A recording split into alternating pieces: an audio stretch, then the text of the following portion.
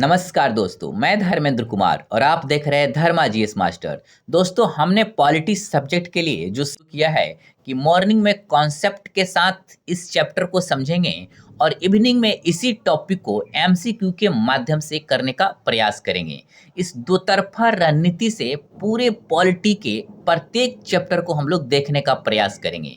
इससे ना आपका सिर्फ कॉन्सेप्ट क्लियर होगा, बल्कि फैक्ट रिवीजन के साथ आप इस चैप्टर को एमसीक्यू के माध्यम से भी बहुत अच्छे तरीके से समझ जाएंगे। अर्थात एक लाइन में मैं बोलूं तो सुबह में जिस चैप्टर को हम लोग कॉन्सेप्ट के माध्यम से पढ़ेंगे, इवनिंग में उसी चैप्टर को एमसीक्यू के माध्यम से देखने का प्रयास करेंगे।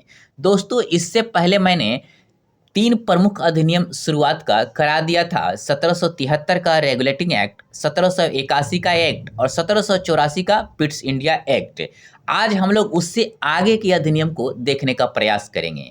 इससे पहले मैं आपको पुनः एक बार समझा देना चाहता हूं कि संवैधानिक अधिनियम क्यों लाया गया। तो देखिए, संवैधानिक अधिनियम भारत पर ब्रिटिश शासन की कानूनी बुनियाद था। यह अधिनियम इसलिए लाए गए क्योंकि ब्रिटिश सरकार को भारत में प्रशासन चलाने के लिए एक स्पष्ट, लिखित और वैधानिक ढांचे की आवश्यकता थी। इसीलिए समय समय पर अधिनियमों में सुधार कर करके नेक्स्ट मतलब टोटल अधिनियम को लाया गया 1773 से लेकर 1935 तक। आप इस चीज को ध्यान रखिएगा। अर्थात 1947 का अधिनियम भी इसमें इंक्लूड रखिएगा। तो चलिए शुरू करते हैं आज का अपना पहला अधिनियम। तो देखिए, 1786 का अधिनियम, इसको हम लोग कॉन्सेप्ट विथ फैक्ट दोनों तरीके से समझने का प्रयास करेंगे। आप ध्यान से देखिएगा। देखिए, अधिनियम 1786, अब देखिए इसका उद्देश्य क्या था, क्योंकि कोई भी अधिनियम, कोई भी चीज ना बिना किसी उद्देश्य के नहीं आता। उद्देश्य समझना ना किसी भी चीज का बहुत जरूरी है, तभी आपको फैक्ट भी याद रहेगा कॉन्सेप्ट के साथ। तो देखिए, गवर्नर जनरल की शक्तियों को अधिक स्पष्ट और प्रभावी बनाना इसका उद्देश्य था, तथा लॉर्ड कॉर्नवालिस को प्रशासन को विधिक समर्थन देना भी इसका एक मुख्य उद्देश्य था। अब इसको थोड़ा विस्तार से समझिए। जब लॉर्ड कॉर्नवालिस को गवर्नर जनरल बनाया गया, तब ब्रिटिश सरकार चाहती थी कि उसे पूरी स्वतंत्रता और कानूनी आधार मिले, ताकि वह भारत में प्रशासनिक सुधारों को सही तरीके से लागू कर सके। इसीलिए आप देखेंगे 1786 की अधिनियम के तहत उसकी सभी शक्तियों को स्पष्ट और मजबूत करने का प्रयास किया गया। आप समझ गए बिल्कुल। अब चलिए इसके प्रमुख प्रावधानों को हम लोग देखने का प्रयास करते हैं, अर्थात किस तरीके से पीटी में वो आपसे प्रश्न पूछ सकते हैं और इसी पॉइंट को कैसे आप मेंस के क्वेश्चंस में इस्तेमाल कर सकते हैं यदि अधिनियम से रिलेटेड क्वेश्चन आएगा तो। अर्थात पीटी भी यहाँ से हो जाएगा और मेंस भी हो जाएगा। तो चलिए देखते हैं प्रमुख प्रावधान। अब देखिए, पहला पॉइंट, गवर्नर जनरल को अब कार्यकारिणी परिषद के मतभेद के बावजूद अंतिम निर्णय लेने का अधिकार दिया गया। अब देखिए, ऐसे समझिए, पहले गवर्नर जनरल को परिषद के बहुमत से बंधा रहना पड़ता था, लेकिन अब जब 1786 का अधिनियम आया तो इसके बाद परिषद के सदस्य यदि असहमत भी होते थे तो भी गवर्नर जनरल अंतिम निर्णय ले सकता है। इससे उसकी कार्यकारी शक्ति और निर्णय क्षमता बढ़ी। किसकी? गवर्नर जनरल की। इस चीज को ध्यान रखिएगा। सेकंड पॉइंट, यह विशेष अधिकार लॉर्ड कॉर्नवालिस के आग्रह पर अधिनियम में जोड़ा गया। इस पॉइंट को ना अब ध्यान रखिएगा। क्यों? क्योंकि लॉर्ड कॉर्नवालिस को गवर्नर जनरल बनाकर इंडिया भेजना था और वो चाहता था कि उसे ना अधिकारों से एक प्रकार से उसे विशेष अधिकार दिया जाए जिससे वह अपनी कार्यों को सही रूप से अंजाम दे सके। नेक्स्ट पॉइंट, अब परिषद की असहमति के बावजूद गवर्नर जनरल व्यक्तिगत निर्णय ले सकता था। इस चीज को समझिए।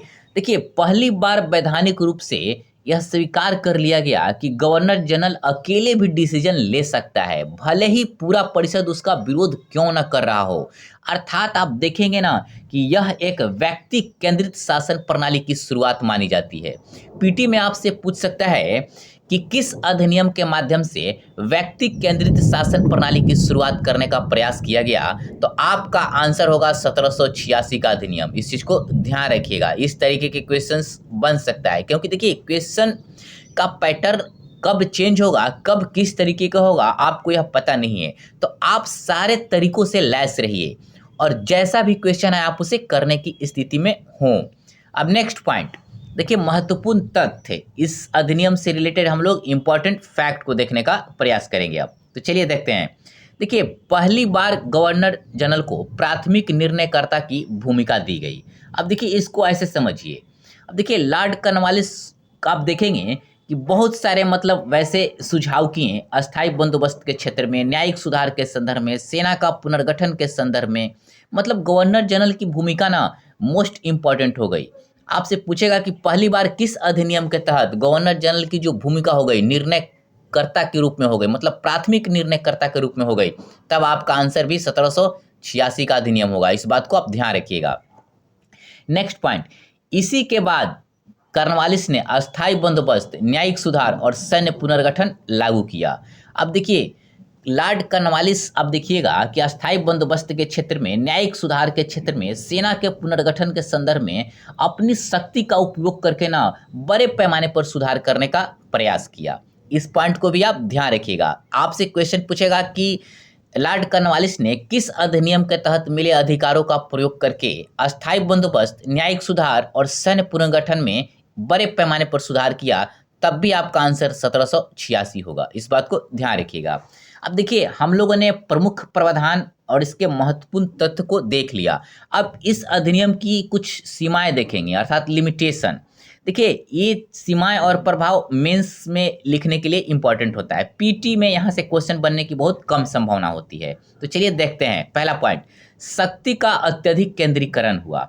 अब देखिए कैसे शक्ति का अत्यधिक केंद्रीकरण हुआ 1786 के तहत। तो देखिए पहले शासन जहां सामूहिक रूप से चलता था, लेकिन अब सारी शक्ति एक व्यक्ति अर्थात गवर्नर जनरल के पास आ गई। कैसे? तो देखिए पहले आप देखेंगे कि जो कार्यकारी परिषद के मेंबर थे वो लोग बहुमत से डिसीजन लिया जाता था, लेकिन 1786 के बाद देखेंगे ना कि अकेले गवर्नर जनरल डिसीजन ले सकता था। लेकिन इसका सकारात्मक बातें क्या हुई, नीतियां अब तेजी से बनने लगी, क्योंकि लोकतांत्रिक संतुलन एक प्रकार से अब नहीं रहा। अब एक व्यक्ति डिसीजन लेगा तो ऑटोमेटिक मतलब एक तरह से मतलब जो नीति बनेगी, चाहे प्रशासनिक जो कार्य होगी, ऑटोमेटिक बहुत तेजी से होगी। आपको भी बखूबी पता है।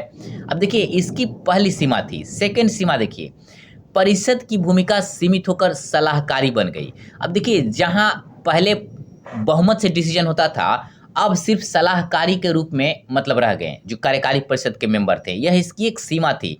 अर्थात एक प्रकार से लोकतांत्रिक जो संतुलन था ना, वह कहीं ना कहीं समाप्त हो गया यहाँ पे। अब इसका प्रभाव को हम लोग समझेंगे। तो चलिए प्रभाव वाले पॉइंट को देखने का प्रयास करते हैं। देखिए भारत में साम्राज्यवादी केंद्रीकरण की प्रवृत्ति मजबूत हुई। अब देखिए कैसे मजबूत हुई, तो ऐसे समझिए 1786 का अधिनियम ने यह दिखा दिया कि ब्रिटिश शासन अब एक व्यक्ति के आदेश पर केंद्रित होता जा रहा है। इससे भारत में नियंत्रण क्या हुआ, स्ट्रांग हुआ, और स्थानीय स्वायत्तता हो या भारतीय भागीदारी, इसकी संभावनाएं ना काफी ज्यादा कमजोर हो गई। इस बात को ध्यान रखिएगा, इसका सबसे बड़ा प्रभाव था। नेक्स्ट प्रभाव इसका, गवर्नर जनरल का पद अधिक शक्तिशाली बन गया। अब देखिए जब व्यक्ति परिषद के डिसीजनों से बंधा हुआ नहीं था और व्यक्तिगत डिसीजन के आधार पे कोई भी निर्णय ले सकता है, तो गवर्नर जनरल का पद तो शक्तिशाली बन ही जा रहा है। इस बात को आप वैसे भी समझ सकते हैं। चलिए अब नेक्स्ट पॉइंट को देखने का प्रयास करते हैं। अब देखिए नेक्स्ट पॉइंट, इससे रिलेटेड कुछ 2-3 ऑब्जेक्टिव क्वेश्चन को हम लोग देखने का प्रयास करेंगे। वैसे हम शाम को इन तमाम टॉपिकों का एमसीक्यू कराएंगे बेहतर तरीके से, बट यहाँ 1-2 देख लेते हैं। देखिए अधिनियम 1786 के तहत गवर्नर जनरल को कौन सा नया अधिकार मिला था? आपका आंसर होगा परिषद के विरुद्ध निर्णय लेने का अधिकार। इस चीज को ध्यान रखिएगा। सेकेंड क्वेश्चन, यह अधिनियम किस गवर्नर जनरल के आग्रह पर लाया गया? तो लॉर्ड कॉर्नवालिस, क्योंकि इसको ना ज्यादा मतलब शक्ति चाहिए थी अपने मतलब क्या बोलते हैं, जो भी उसके मतलब सुधार करना चाहता था या प्रक्रियाओं को लागू करना चाहता था, उसके लिए इसको ज़्यादा शक्ति चाहिए था, और इसीलिए आप देखिएगा ना कि इसको ज़्यादा मजबूत करने का प्रयास किया गया। आप देखिए हम लोगों ने 1786 का अधिनियम बेहतर तरीके से कर लिया है। इतना यदि बेहतर तरीके से कर लेंगे तो आपका क्वेश्चन नहीं छूटेगा। अब हम लोग नेक्स्ट अधिनियम को देखने का प्रयास करेंगे, चार्टर अधिनियम 1793। अब चलिए इसको समझते हैं। अब देखिए चार्टर अधिनियम 1793, इसको लाने का उद्देश्य क्या था? देखिए टोटल अधिनियम को ना पहले हम लोग उद्देश्य समझेंगे, फिर प्रमुख प्रावधान समझेंगे, फिर इसके मुख्य तथ्य को समझेंगे, फिर सीमाओं को, फिर उसके बाद ना प्रभाव को, और इसी तरीके से हम लोग करेंगे। ये बेस्ट तरीका होता है किसी भी अधिनियम को पढ़ने का। वैसे ही पढ़ेंगे तो फिर आपको समझ में नहीं आएगा लाइन बाय लाइन, जैसे कि किताबों में होता है। लेकिन इस तरीके से डायमेंशन में बांट कर पढ़ेंगे ना, तो आपके लिए सिर्फ पीटी के लिए इंपॉर्टेंट नहीं होगा, मेंस के लिए भी यह इंपॉर्टेंट हो जाएगा। जैसे कि आप देखेंगे कि हिस्ट्री वाले सेक्शन में जो अधिनियम वाले क्वेश्चन आते हैं, वैसे 70वीं बीपीएससी में अधिनियम से रिलेटेड क्वेश्चन नहीं आया है। तो चलिए इसका उद्देश्य समझते हैं। चार्टर अधिनियम 1793 का कंपनी के शासन को 20 वर्षों के लिए आगे बढ़ाना और इसके प्रशासनिक अधिकारों को औपचारिक रूप देना था इसका उद्देश्य। अब इसको ऐसे समझिए, ब्रिटिश संसद ने देखा कि ईस्ट इंडिया कंपनी भारत में शासन तो कर रही है, लेकिन उसकी प्रशासनिक अधिकारों को अब तक विधिक मान्यता नहीं दी गई थी। इसलिए आप देखेंगे कि 20 वर्षों के लिए इसके शासन के लाइसेंस को ना बढ़ा दिया गया और इसके शासन को ना कानूनी रूप देने का प्रयास किया गया। इसका यह उद्देश्य था इस चार्टर अधिनियम का, इस चीज को ध्यान रखिएगा। अब हम इसका प्रमुख प्रावधान को देखने का प्रयास करेंगे पहले पॉइंट से। तो चलिए देखते हैं। पहला पॉइंट इसके प्रावधान में, ईस्ट इंडिया कंपनी को भारत में व्यापार का एकाधिकार पुनः 20 वर्षों के लिए प्रदान किया गया। अब देखिए इसको ऐसे समझिए। अब कैसे, मतलब इसको 20 वर्षों के लिए पुनः मतलब दिया गया। तो देखिए ब्रिटिश संसद, आप देखेंगे कि 20 वर्षों के लिए कंपनी के मतलब एकाधिकार को ना बढ़ा दिया गया। अब क्यों बढ़ा दिया गया? क्योंकि वह कंपनी जो मतलब शुरुआत में जब यहाँ आई थी और जब यह व्यापार करती थी, तो कंपनी के कार्यों को देखते हुए पुनः 20 वर्षों के लिए बढ़ाया गया। मतलब असीमित नहीं बढ़ाया गया, परिस्थितियों को देखते हुए इसे ध्यान रखा गया कि समाप्त भी किया जा सकता था, मतलब आगे आपको मिलेगा देखने के लिए, लेकिन यहाँ पे ना 20 वर्षों के लिए ही बढ़ाया गया। इस चीज़ को ध्यान रखिएगा। देखिए यदि आपसे यह पूछेगा प्रश्न कि किस अधिनियम के तहत पहली बार कंपनी के व्यापारिक एकाधिकार को 20 वर्षों के लिए बढ़ा दिया गया पुनः, तो आप कहेंगे 1793 का चार्टर अधिनियम। नेक्स्ट पॉइंट, गवर्नर जनरल को भारत में सैन्य और नागरिक प्रशासन का सर्वोच्च अधिकारी घोषित किया गया। अब इसको ऐसे समझिए। देखिए क्यों मतलब इसको सर्वोच्च अधिकारी मतलब घोषित किया गया, ताकि केंद्र में ना एक मजबूत नेतृत्व मतलब स्थापित हो सके और इसका मतलब सेना और प्रशासन दोनों को एक तरीके से ना बेहतर तरीके से नेतृत्व किया जा सके। अब देखिए इसको पीटी में कैसे आपसे क्वेश्चन पूछेगा, तो इस चीज़ को आप समझिए कि किस अधिनियम के माध्यम से गवर्नर जनरल को भारत में सैन्य और नागरिक प्रशासन का सर्वोच्च अधिकारी घोषित कर दिया गया। तब आपका आंसर होगा 1786 का अधिनियम, नहीं सॉरी 1786 नहीं, 1793 का चार्टर अधिनियम। इस बात को ध्यान रखिएगा। अब नेक्स्ट पॉइंट देखते हैं। अब देखिए युद्ध और संधियों के लिए ब्रिटिश सरकार की अनुमति अनिवार्य कर दी गई। नेक्स्ट पॉइंट, अब देखिए क्यों अनिवार्य कर दी गई, तो इसको ऐसे समझिए, ताकि कंपनी अपने मन से युद्ध न कर सके और ब्रिटिश सरकार को भारत की विदेश नीति पर ना पूरी तरीके से नियंत्रण मिल सके। इससे कहीं ना कहीं राजनयिक विवादों और अनावश्यक युद्धों से बचाने का प्रयास किएगा। इस चीज को ध्यान रखिएगा। नेक्स्ट पॉइंट, कंपनी के अधिकारी अब भारतीय राजस्व से वेतन प्राप्त करने लगे। अब इसको ऐसे समझिए, पहले अधिकारी जहां व्यापारिक लाभ, रिश्वत या निजी व्यापार से पैसा कमाते थे, अब उन्हें सीधे भारतीय राजकोष से वेतन देने की व्यवस्था की गई, जिससे भ्रष्टाचार पर, इसका उद्देश्य क्या था, भ्रष्टाचार पर रोक लग सके। अब देखिए इससे क्वेश्चन कैसे बनेगा कि कंपनी के अधिकारियों को भारतीय राजस्व से वेतन देने की प्रणाली किस अधिनियम के तहत शुरू की गई, तो आपका आंसर होगा 1793 के चार्टर अधिनियम। इस बात को ध्यान रखिएगा। अब इससे रिलेटेड हम लोग महत्वपूर्ण फैक्ट को देखने का प्रयास करेंगे। तो चलिए देखते हैं महत्वपूर्ण फैक्ट। अब देखिए पहला महत्वपूर्ण फैक्ट, गवर्नर जनरल को अधिकारों में और अधिक प्रधानता प्राप्त हुई। अब देखिए कैसे प्रधानता प्राप्त हुई, देखिएगा गवर्नर जनरल को अब न केवल केंद्र में अंतिम निर्णय कर्ता बनाया गया, बल्कि जितने भी प्रेसिडेंसियां थी जैसे मद्रास और बॉम्बे, इन पर भी उसका आदेश को ना बाध्यकारी कर दिया गया। इससे उसका पद जो था मतलब गवर्नर जनरल का और भी ज़्यादा सशक्त हो गया। तो कहीं ना कहीं आप देखेंगे ना कि इसको काफ़ी ज़्यादा स्ट्रांग बनाने का प्रयास किया गया गवर्नर जनरल के अधिकार क्षेत्र को। नेक्स्ट पॉइंट, यह अधिनियम प्रेसिडेंसियों के बीच प्रशासनिक एकता को सुदृढ़ करता था। अब देखिए कैसे सुदृढ़ करता था, तो इसको ऐसे समझिए। अब देखिए बंगाल हुआ, मद्रास, बॉम्बे को केंद्र के ना एक प्रकार से अधीनस्थ बना दिया गया। अब वे स्वतंत्र नहीं थे, जिससे प्रशासनिक निर्णयों में क्या हुआ, इसका प्रभाव हुआ कि इससे प्रशासनिक निर्णयों में एकरूपता हुई। अब देखिए जब स्वतंत्र नहीं थे बने रहे मतलब प्रेसिडेंसी, तो कहीं ना कहीं प्रशासनिक निर्णय में अब एकरूपता आ गई। यह मतलब हम लोगों ने महत्वपूर्ण फैक्ट को देख लिया। मतलब इसमें वैसे देखिए महत्वपूर्ण फैक्ट तो और भी होते हैं, लेकिन एग्जाम के दृष्टिकोण से आपका इतना ही इंपॉर्टेंट फैक्ट है। अब चलिए इस अधिनियम की हम लोग लिमिटेशन को देखते हैं, कुछ सीमाएं को। तो देखिए भारतीयों की सहभागिता और अधिकारों की पूर्ण उपेक्षा की गई इस अधिनियम में भी। अब देखिए इस अधिनियम में भारतीयों को कोई भी पद, कोई भी प्रशासनिक अधिकार या प्रतिनिधित्व नहीं मिला। सारे पद और शक्तियां केवल अंग्रेज अधिकारियों के लिए सुरक्षित थी। यह इसकी एक बहुत बड़ी सीमा थी, इस बात को आप ध्यान रखिएगा।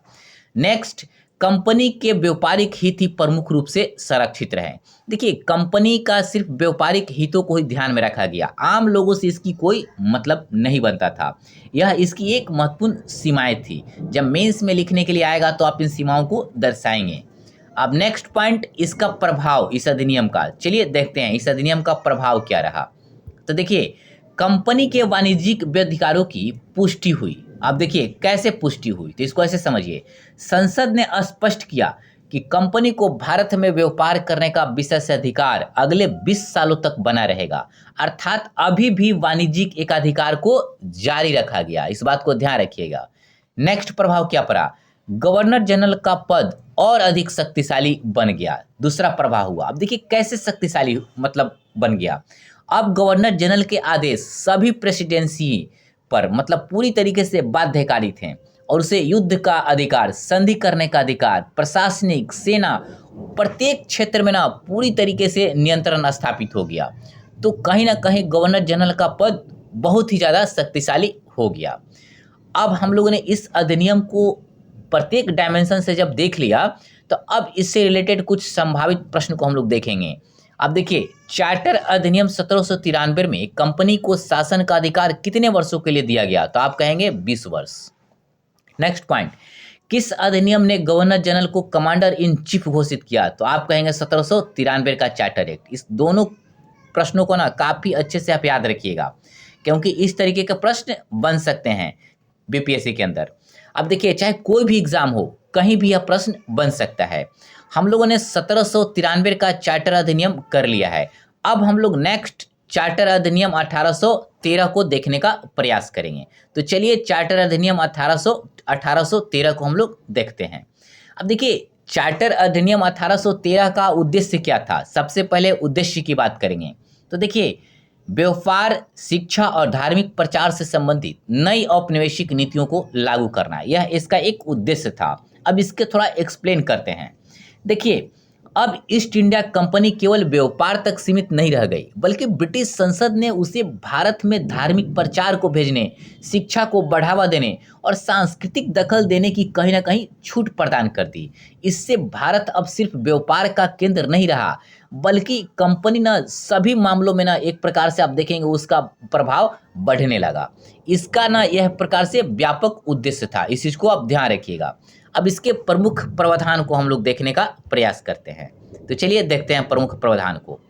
पहला पॉइंट, कंपनी का व्यापारिक एकाधिकार समाप्त कर दिया गया, केवल चाय और चीन व्यापार को छोड़कर। इसको पहले समझिए, फिर हम लोग सोचें देखेंगे क्वेश्चन कैसे बनेगा। अब देखिए अब ब्रिटिश सरकार ने कंपनी का भारत के साथ व्यापार करने का विशेष जो अधिकार था उसे समाप्त कर दिया गया है। विशेष अधिकार का मतलब कि सिर्फ कंपनी ही व्यापार कर सकती थी, बाकी जो ब्रिटिश व्यापारी थे वो नहीं कर सकते थे। लेकिन इस एक्ट के तहत अब अन्य ब्रिटिश व्यापारी भी भारत में व्यापार कर सकते थे, लेकिन सिर्फ चीन और चाय मतलब चीन के साथ व्यापार को छोड़कर और चाय को छोड़कर। इसे एक लाइन में और समझिए अच्छे से। मतलब ब्रिटिश सरकार ने कंपनी का भारत के साथ व्यापार का विशेष अधिकार को खत्म कर दिया गया। अब अन्य ब्रिटिश व्यापारी भी भारत के साथ व्यापार कर सकते थे, दो चीजों को छोड़कर, याद रखिएगा, चाय को और चीन के साथ व्यापार को छोड़कर। तो इस यहाँ पे क्वेश्चन यह बनेगा कि किस अधिनियम, चार्टर अधिनियम के तहत कंपनी का व्यापारिक एकाधिकार को समाप्त कर दिया गया, तब आपका आंसर क्या होगा? 1813 का चार्टर अधिनियम। इस बात को ध्यान रखिएगा। अब आपसे पूछेगा दूसरे तरीके से क्वेश्चन बना के कि किस अधिनियम के तहत चाय और चीन के साथ व्यापार को छोड़कर बाकी कंपनी के विशेषाधिकार को समाप्त कर दिया गया, तब भी आपका आंसर होगा 1813 का ही चार्टर अधिनियम। आप इसको समझ गए होंगे। अब नेक्स्ट पॉइंट, ब्रिटिश व्यापारियों को भारतीय व्यापार में भागीदारी की अनुमति दी गई। अब देखिए, अब देखेंगे कि बाद में अब जब जैसे ही इसकी विशेषाधिकार को समाप्त कर दिया गया कंपनी को, तो आप देखेंगे कि अब भारत का बाजार न सार्वजनिक कर दिया गया अन्य व्यापारियों के लिए भी। यानी कोई भी ब्रिटिश व्यापारी सरकारी अनुमति से भारत में आकर आप व्यापार कर सकता था। इससे भारत उपनिवेशीय मुक्त व्यापार का ना एक प्रकार से क्षेत्र बन गया। मतलब एक लाइन में समझिए कि भारत उपनिवेशीय मुक्त व्यापार का ना क्षेत्र बनकर रह गया। इस बात को ध्यान रखिएगा। अब यहाँ आपसे यही क्वेश्चन बनेगा कि किस अधिनियम के तहत ब्रिटिश व्यापारियों को भारत में व्यापार करने की अनुमति दे दी गई, तब भी आपका 1813 का चार्टर अधिनियम आंसर होगा। इस चीज को ध्यान रखिएगा।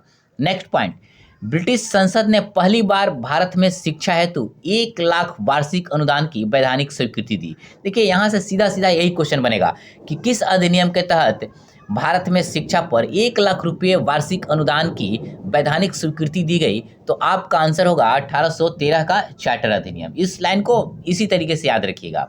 आपसे पूछेगा कि किस अधिनियम के तहत ईसाई मिशनरियों को भारत में धर्म प्रचार की अनुमति दी गई, तब भी आपका आंसर होगा 1813 का चार्टर अधिनियम। मतलब 1813 के चार्टर अधिनियम के माध्यम से ही शिक्षा पर 1 लाख रुपए खर्च करने का भी प्रावधान किया गया और ईसाई मिशनरियों को भारत में धर्म प्रचार करने की अनुमति भी प्रदान कर दी गई। दोनों पॉइंट को याद रखिएगा, बार बार मतलब इससे रिलेटेड क्वेश्चन पूछे जाते रहे हैं विभिन्न एग्जामों में। अब नेक्स्ट पॉइंट, ब्रिटिश संसद को अब कंपनी के भारतीय व्यय की समीक्षा करने का अधिकार प्राप्त हुआ। इसको थोड़ा समझिए। अब देखिए 1813 के चार्टर अधिनियम से आप देखेंगे कि संसद को यह अधिकार मिला कि वह भारत में कंपनी द्वारा खर्च किए गए धन की रिपोर्ट को देखे और उसकी जवाबदेही को तय करे। इससे कहीं ना कहीं कंपनी पर सरकारी नियंत्रण क्या हुआ, बहुत ज़्यादा स्ट्रांग हुआ। इस बात को ध्यान रखिएगा। अब यहाँ क्या क्वेश्चन बनेगा कि किस चार्टर अधिनियम के तहत मतलब ब्रिटिश संसद को कंपनी के भारतीय व्यय की समीक्षा करने का अधिकार प्राप्त हुआ, तब भी आप कहेंगे 1813 का चार्टर अधिनियम। इस बात को ध्यान रखिएगा। और इस तरीके के क्वेश्चन बन सकता है, भले ही अभी तक नहीं बना है इस तरीके का कि ब्रिटिश संसद को कंपनी के भारतीय व्यय की समीक्षा करने का अधिकार किस अधिनियम के तहत या किस चार्टर अधिनियम के तहत प्राप्त हुआ, तो हो सकता है बन जाए। तो आप ध्यान रखिएगा 1813। अब हम लोग इस चार्टर अधिनियम से रिलेटेड महत्वपूर्ण फैक्ट को देखने का प्रयास करेंगे। चलिए देखते हैं पहला पॉइंट। अब देखिए पहला पॉइंट हम लोग देखेंगे कि भारतीय शिक्षा को राजकीय समर्थन पहली बार मिला। अब देखिएगा पहली बार आप देखेंगे कि 1 लाख रुपए खर्च करने का मतलब प्रावधान किया गया। आप इस बात को बखूबी जानते हैं। नेक्स्ट पॉइंट, अधिनियम ने भारत में सांस्कृतिक अधिवेशन की शुरुआत की। अब इसको ऐसे समझिए, अब अंग्रेजों ने भारत में धार्मिक मिशनरियों, स्कूलों इसमें ईसाई प्रचारकों को भेजना शुरू कर दिया। इसके पीछे उसका उद्देश्य क्या था?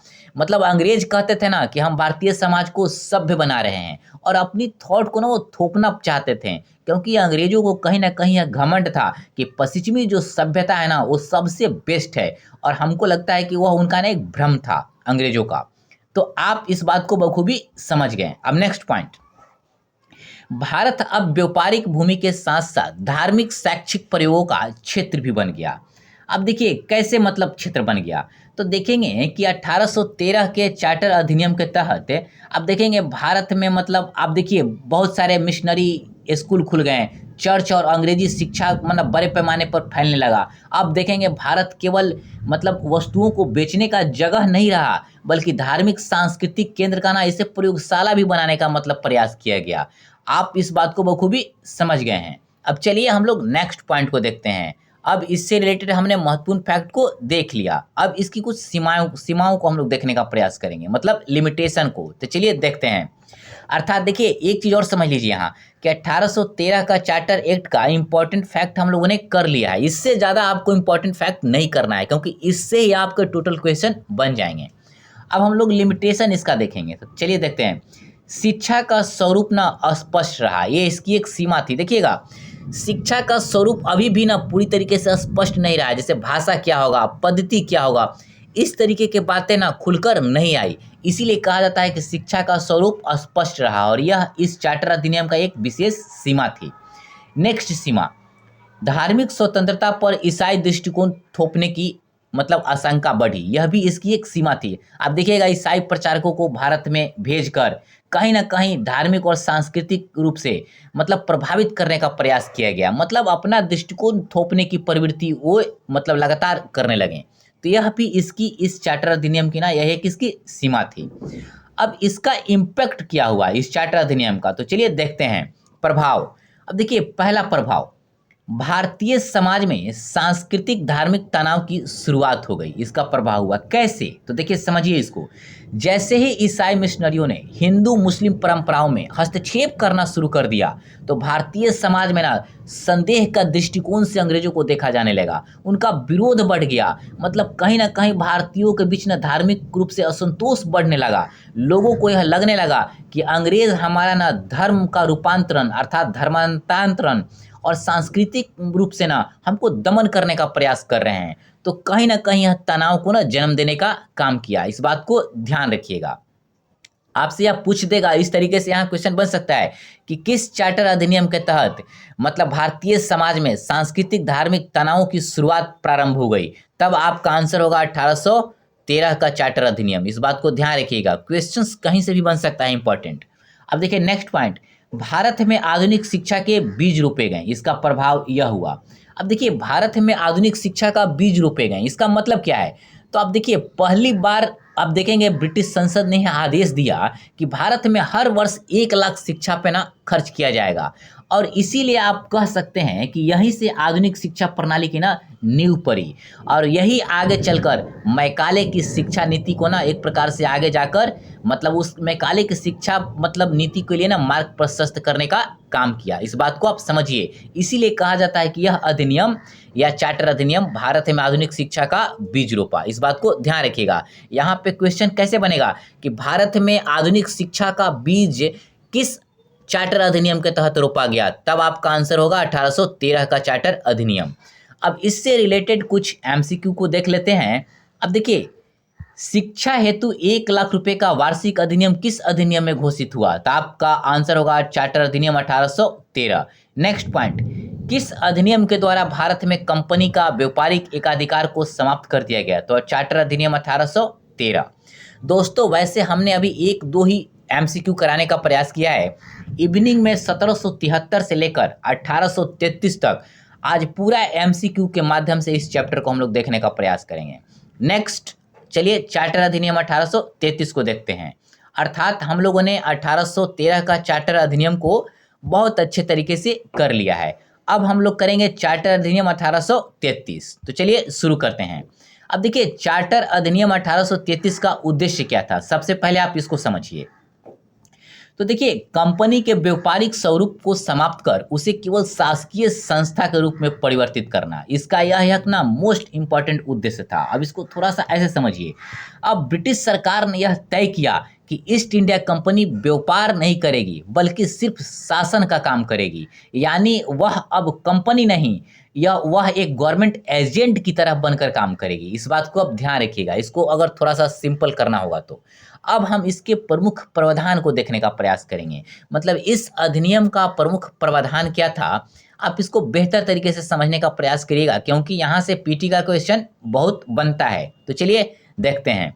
पहला पॉइंट, ईस्ट इंडिया कंपनी के सभी व्यापारिक अधिकार समाप्त कर दिए गए।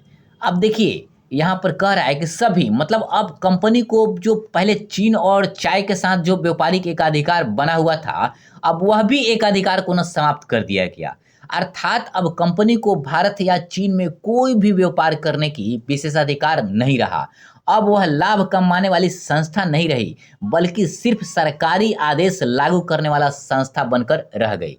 अब देखिए, इस लाइन से क्वेश्चन कैसे बनेगा कि ईस्ट इंडिया कंपनी के सभी व्यापारिक अधिकार किस चार्टर अधिनियम के तहत समाप्त कर दिया गया, तो आपका आंसर होगा कि 1833 के चार्टर अधिनियम। इस बात को ध्यान रखिएगा।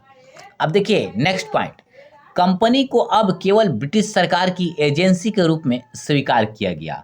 अर्थात कहना क्या चाह रहा है, मतलब कंपनी अब स्वतंत्र संस्था नहीं रही, उसे ब्रिटिश संसद के निर्देशों के अनुसार काम करने वाली ना एक एजेंसी के रूप में बना दिया गया, जो भारत में सिर्फ शासन लागू करने का मतलब काम करती थी। मतलब एक प्रकार से एजेंट के रूप में बनकर रह गई। इस बात को ध्यान रखिएगा।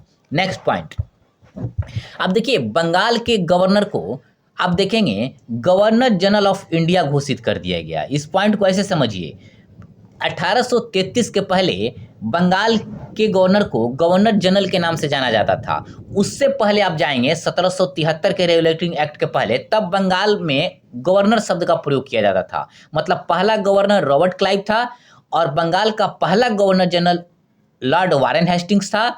लेकिन 1833 के चार्टर अधिनियम के तहत गवर्नर जनरल के बंगाल के गवर्नर जनरल के नाम को परिवर्तित करके गवर्नर जनरल ऑफ इंडिया कर दिया गया। इस बात को आप ध्यान रखिएगा। पूछेगा कि किस चार्टर अधिनियम के तहत बंगाल के गवर्नर जनरल को गवर्नर जनरल ऑफ इंडिया घोषित किया गया, तो आपका आंसर होगा 1833 का चार्टर अधिनियम। इस बात को ध्यान रखिएगा, यह मोस्ट इंपॉर्टेंट फैक्ट है। इसको बहुत बार मतलब इंडिया में जितने भी ऑब्जेक्टिव तरीके के प्रश्न होते हैं, यह क्वेश्चन लगभग प्रत्येक एग्जाम में आपको देखने को मिल जाएगा। और नेक्स्ट मतलब अगले एग्जाम के लिए भी इस पॉइंट ना बहुत ही इंपॉर्टेंट है। अब चलिए नेक्स्ट पॉइंट की बात करते हैं।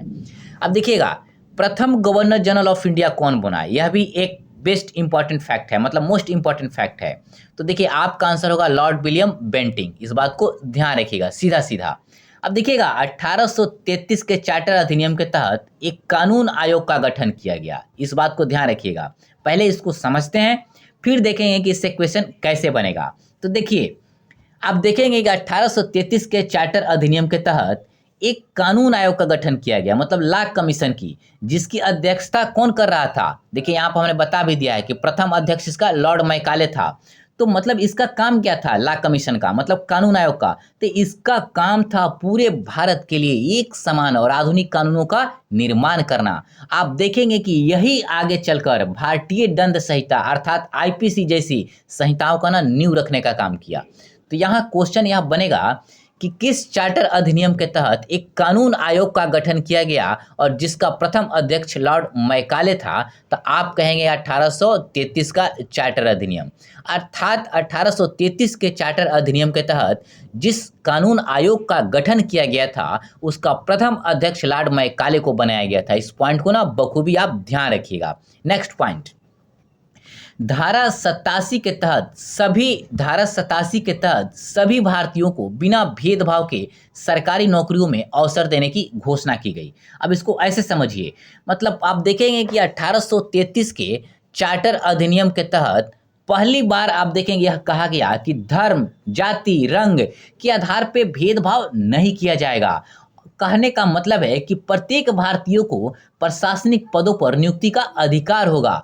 मतलब देखिए सैद्धांतिक रूप से इसे घोषणा तो कर दिया गया, बल्कि व्यवहारिक रूप से यह कभी लागू नहीं हो पाई। इस बात को ध्यान रखिएगा। लेकिन क्वेश्चन देखिए क्या बनेगा कि किस अधिनियम के तहत ऐसा घोषणा किया गया कि भारतीयों को अब बिना किसी भेदभाव के सरकारी नौकरियों में समान रूप से अवसर देने की कार्य किया जाएगा। तो आप कहेंगे 1833 का चार्टर अधिनियम। इस बात को ध्यान रखिएगा। चाहे कभी कभी यह भी पूछ देता है कि किस धारा के तहत सभी भारतीयों को बिना भेदभाव के सरकारी नौकरियों में अवसर देने की घोषणा की गई, तो आपका आंसर होगा धारा 1887। और यह धारा 1887 का प्रावधान किस चार्टर अधिनियम के तहत लाया गया, तो 1833 के चार्टर अधिनियम के तहत। इस बात को ध्यान रखिएगा। अब हम लोग इस चार्टर अधिनियम के तहत महत्वपूर्ण फैक्ट को देखने का प्रयास करेंगे। तो चलिए देखते हैं पहला पॉइंट। अब देखिए पहला पॉइंट देखिए, भारत में प्रशासनिक केंद्रीकरण और विधायी एकता की नींव पड़ी। आप इसको ऐसे समझिए। अब देखिएगा गवर्नर जनरल को पूरे भारत के लिए कानून बनाने का अधिकार दे दिया गया। अर्थात मद्रास और बॉम्बे की जो परिषदें थी वह केंद्र के अधीन आ गई। अर्थात इससे क्या हुआ, इससे कहीं ना कहीं विधायी रूप से एकरूपता हो गई। इस चीज को ध्यान रखिएगा। अब नेक्स्ट पॉइंट, लॉर्ड मैकाले द्वारा बाद में इंग्लिश एजुकेशन पॉलिसी लागू की गई। अब देखिए यह भी आपसे देखिए पहले इसको समझ लेते हैं, फिर इससे क्वेश्चन रिलेटेड समझेंगे। अब देखिए 1835 में आप देखिएगा लॉर्ड मैकाले ने अंग्रेजी शिक्षा की नीति लागू किया। अब इसमें क्या तय किया गया, क्योंकि इसमें यह तय किया गया कि अंग्रेजी भाषा में पढ़ाई किया जाएगा, मतलब अंग्रेजी भाषा में शिक्षा देने का काम किया जाएगा और भारतीयों को ना पश्चिमी विचारों से शिक्षित करने का प्रयास किया गया। अब देखिएगा, अंग्रेजी शिक्षा भाषा लागू करना और पश्चिमी विचार भारतीयों पर थोपना, इसका उद्देश्य क्या था अंग्रेजों का? आप किसी भी दृष्टिकोण से ऐसा मत समझिए कि वो भारतीयों को ना बेहतर बनाना चाहते थे और हमको सभ्य बनाना चाहते थे, बल्कि अंग्रेजों का जो मुख्य उद्देश्य था ना अपने फायदे के लिए, मतलब उनका उद्देश्य था क्लर्क बनाना, मतलब अंग्रेजों का असिस्टेंट तैयार करना जिससे उनका काम आसान हो जाए। मतलब उनका स्वार्थ था, वो हम लोगों को बेहतर बनाने का प्रयास नहीं करना चाह रहे थे, बल्कि अपनी स्वार्थ को सिद्ध करना चाहते थे। अब देखिए, इससे क्वेश्चन कैसे बनेगा कि लॉर्ड मैकाले द्वारा इंग्लिश एजुकेशन पॉलिसी किस अधिनियम के तहत मतलब लागू करने का प्रयास किया गया? तो आप कहेंगे चार्टर अधिनियम 1833। चाहे पूछेगा कि कब लागू किया गया, तब आपका आंसर होगा 1835। इस बात को ध्यान रखिएगा। अब नेक्स्ट पॉइंट हम लोग देखने का प्रयास करेंगे कि यह अधिनियम भारतीयों में सरकारी नौकरी की आकांक्षा को औपचारिक शुरुआत माना जाता है। अब देखिए, 1833 के तहत यह बता तो दिया गया कि अब भेदभाव नहीं किया जाएगा, लेकिन देखिए कागज के स्तर पे भले ही वो दिख रहा था, लेकिन व्यवहारिक स्तर पे ना कहीं भी इसको ना फॉलो मतलब लागू नहीं किया गया, व्यवहारिक धरातल पे दिखा नहीं। इस बात को ध्यान रखिएगा। अब देखिए नेक्स्ट पॉइंट, हम लोग अब पीटी के दृष्टिकोण से महत्वपूर्ण तथ्य को हम लोगों ने देख लिया, मतलब इसके प्रमुख प्रावधान को भी और महत्वपूर्ण फैक्ट को भी। अब हम लोग इसके लिमिटेशन को देखेंगे, मतलब इस चार्टर अधिनियम का लिमिटेशन क्या था, सीमाएं क्या थी, इस दृष्टिकोण से भी इसे हम लोग समझेंगे। तो पहला पॉइंट आप समझिए इसका, धारा 87 केवल सैद्धांतिक रही, व्यवहार में कभी भी लागू नहीं हुई। अब देखिए, यद्यपि कागज पर सबको समान अवसर देने की बात तो बोल दिया गया, बोलने में क्या लगता है, कुछ भी बोल दो, लागू करना कठिन होता है, लेकिन वास्तविकता में आप देखेंगे भारतीयों को उच्च पदों पर नियुक्त नहीं किया गया। परीक्षा, भाषा, भेदभाव, मतलब इस तरीके के प्रावधान को ना एक प्रकार से केवल दिखावे के स्तर पे कहा गया कि किसी भी लेवल पे भेदभाव नहीं किया जाएगा, लेकिन आप व्यवहार में देखेंगे तो भेदभाव बना रहा, यह इसकी एक सीमा थी। नेक्स्ट पॉइंट, भारत को अब भी उच्च प्रशासन में भागीदारी नहीं मिली, अर्थात हम लोगों ने पहले ही ये देख लिया कि भले ही बोल दिया गया लेकिन व्यवहारिक स्तर पे कभी लागू नहीं किया गया।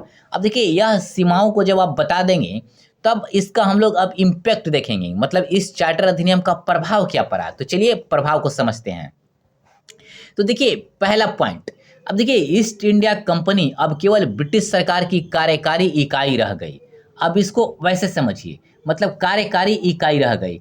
अब देखिए कार्यकारी इकाई कैसे रह गई कि ईस्ट इंडिया को आप देखेंगे कंपनी अब ब्रिटिश सरकार की तरफ से जो भी मतलब वैसा मतलब उनको आदेश या मतलब उनको बताया जाता था, सिर्फ उसको ना एक प्रकार से करने का काम करती थी। आप एक शब्दों में आप समझिए ना तो पूरी तरीके से एजेंट की तरह। अब इसको दूसरे शब्दों में समझिए, मतलब अब कंपनी का कावल काम ना केवल ब्रिटिश संसद द्वारा बनाए गए कानून को ना लागू करने का रह गया था। मतलब वह स्वतंत्र डिसीजन नहीं ले सकती थी खुद से, बल्कि वह ब्रिटिश संसद के ना आदेशों को एक क्रियान्वयन करने वाला एक मतलब एजेंट बनकर रह गई। एक लाइन में आदेशों को क्रियान्वयन करने वाला इकाई बनकर रह गई। इस बात को आप ध्यान रखिएगा। नेक्स्ट पॉइंट, कानून संहिताओं, शिक्षा नीति और प्रशासनिक सुधारों का युग प्रारंभ हुआ। दूसरा प्रभाव हुआ। अब देखिए कैसे युग प्रारंभ हुआ, तो आप इसको ऐसे समझिए, इस अधिनियम के बाद आप देखेंगे एक समान कानून व्यवस्था लागू हुआ, जैसे अंग्रेजी शिक्षा का प्रचार किया गया, भारत में शासन को ना संगठित करने का प्रयास किया गया। आप देखेंगे भारत में शासन प्रणाली को ना केंद्रीकृत करने का प्रक्रिया शुरू की गई। अर्थात आप देखेंगे इन तमाम प्रयासों के द्वारा ना भारतीय शासन प्रणाली में ना एक प्रकार से आधुनिक प्रशासनिक ढांचे का ना एक प्रकार से नींव रखने का प्रयास किया गया। इसीलिए इसको कहा जाता है कि प्रशासनिक सुधारों का ना युग मतलब इसी चार्टर अधिनियम के तहत शुरू किया गया। आप देखिए इससे संबंधित कुछ ऑब्जेक्टिव एमसीक्यू को देख लेते हैं। देखिए पहला पॉइंट, किस अधिनियम में कंपनी के व्यापारिक अधिकार पूरी तरीके से समाप्त कर दिए गए? तो आपका आंसर होगा चार्टर अधिनियम 1833। नेक्स्ट पॉइंट, भारत का पहला गवर्नर जनरल ऑफ इंडिया कौन था? तो लॉर्ड विलियम बेंटिंग। इसको समझिए। कानून आयोग के प्रथम अध्यक्ष कौन थे? तो लॉर्ड मैकाले। ये मैकाले बहुत बोलते थे भाई साहब। दोस्तों हम लोगों ने 4 अधिनियम आज कर लिया। नेक्स्ट अगले दिन हम लोग इससे आगे के नेक्स्ट अधिनियम को देखेंगे। बट आज इवनिंग में हम लोग इन जितने भी अधिनियम किए हैं 1773 से लेकर 1833 तक, इन तमाम अधिनियमों का एमसीक्यू के माध्यम से हम लोग अध्ययन करेंगे आज। मतलब हम लोग मॉर्निंग में अभी हम लोग कॉन्सेप्ट के माध्यम से इसे देख लिए, कॉन्सेप्ट विथ फैक्ट के माध्यम से। अब हम लोग इसी को एमसीक्यू के माध्यम से करने का प्रयास करेंगे। दोस्तों, आप हमारे चैनल को सब्सक्राइब जरूर कर लीजिएगा और कमेंट जरूर करेंगे कि आपको वीडियो कैसा लगा, और लाइक शेयर करना बिल्कुल ना भूलें। दोस्तों, मेरे वीडियो देखने के लिए बहुत बहुत धन्यवाद।